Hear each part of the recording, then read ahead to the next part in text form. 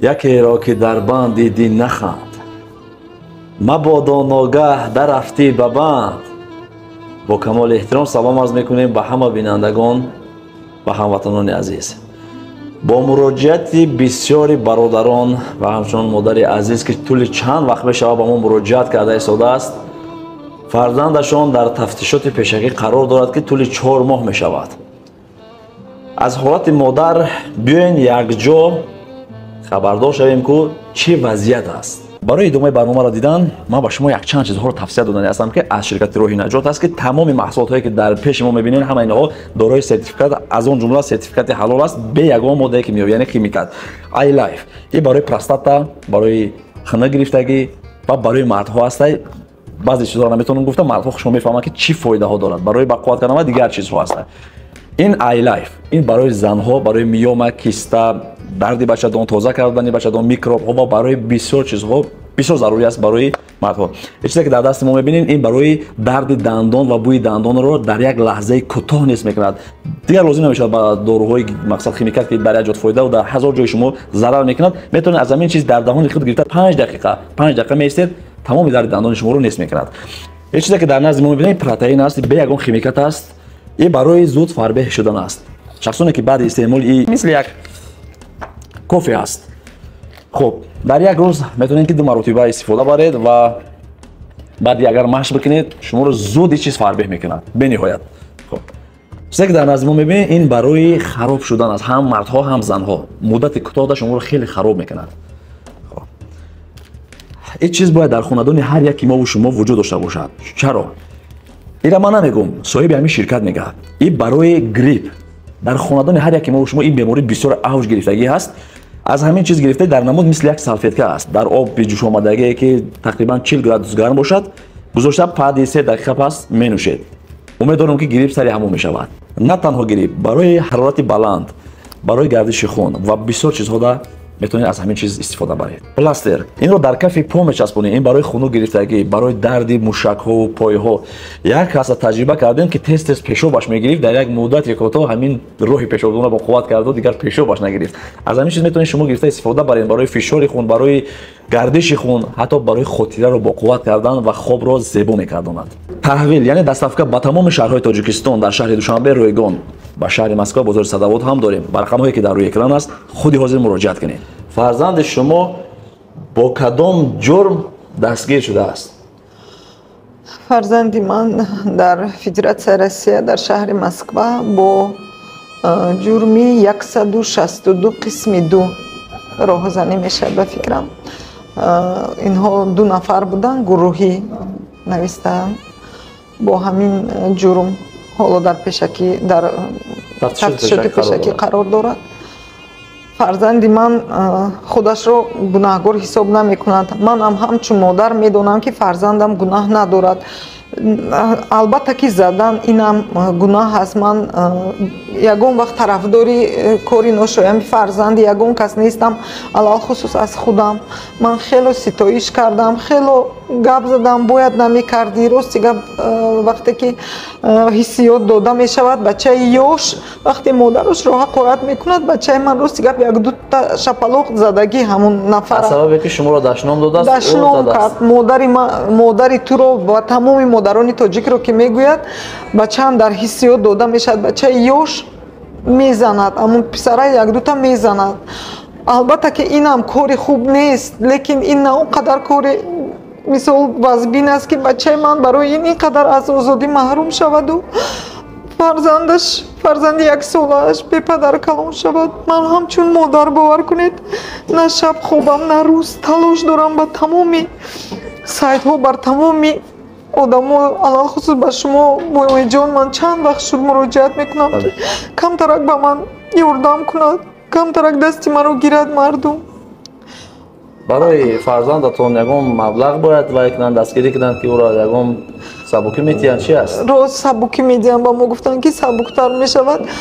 من راستی گپ خودم کمی چیزهای لوازماتی داشتم اونها رو فروختم. با یاردم خویش و تبر 1.5 میلیون روسی جمع کردیم.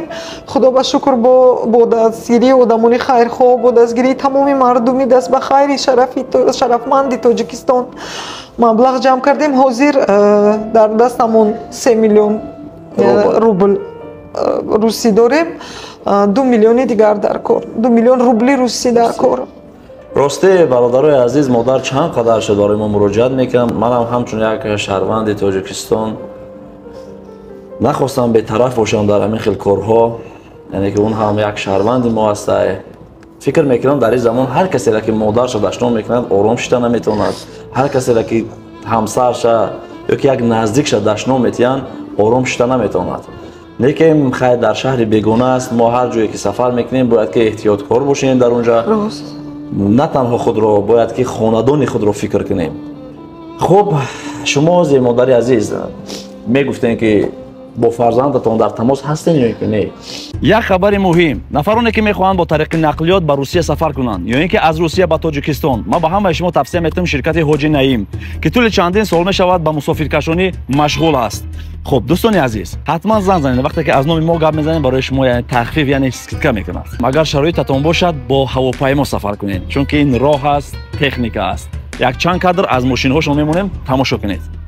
سلام علیکم برادران هموطن عزیز. مرحمت سالن اتوبوس هر هفته روز دوشنبه پنجشنبه با باوری میتونین در نمره رکاملا زران زنگ بزنین. مستاتون از این کنین.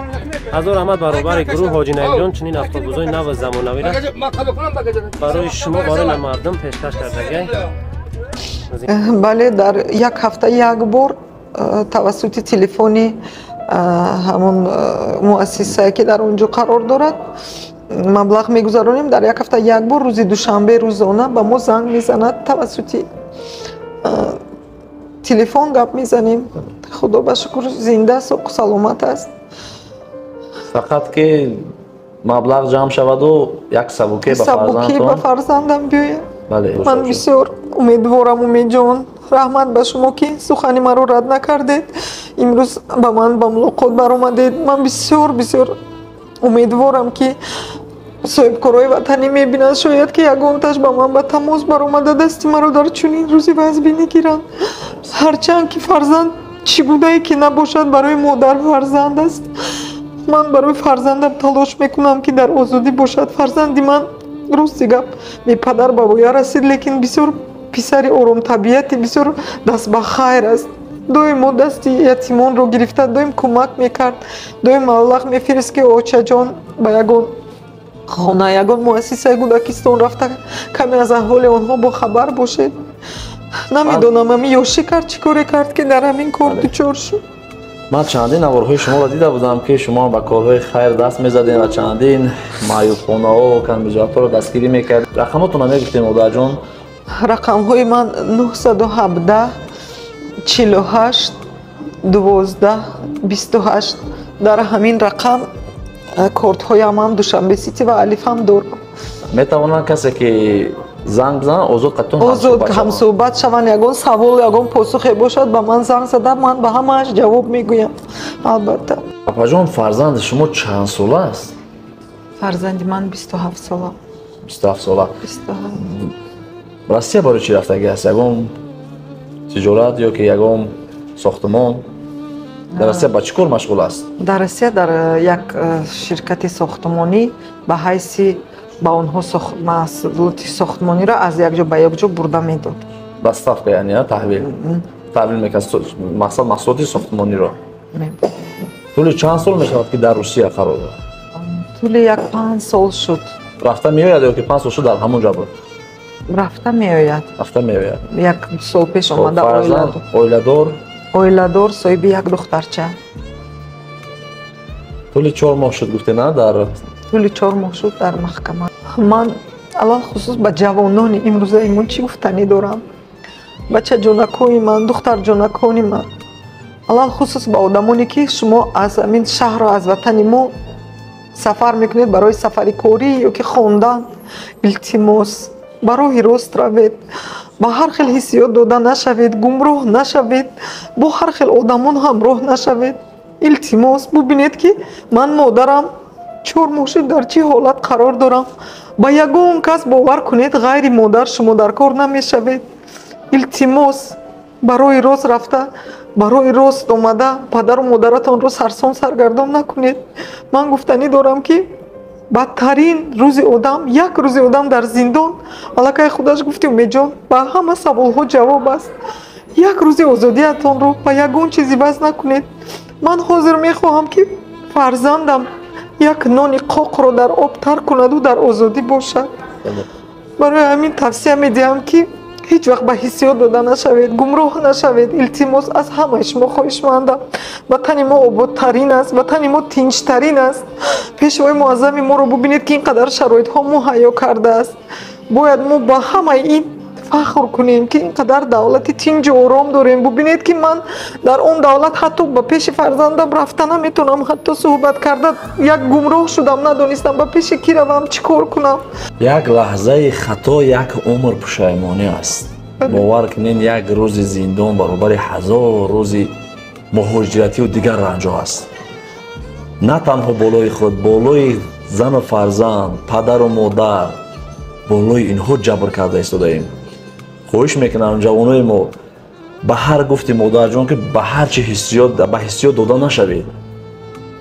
баъдан сахт пушаймон мешавед, дигар суд намекунад.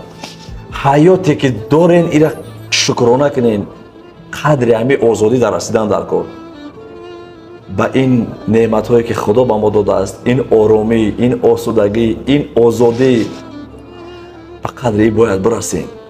яке аз сабабҳои модар ама ба ин барнома вақте ки модар муроҷиат кард, ма қабул кардам ва хостем ки ҳамин барномаи мо сабаб шаваду аксари ҷавонҳо аз роҳи хато баргарданд, ба ҳиссиёт дода нашаванд, ба ҷиноятҳо даст назананд. 917 48 12 28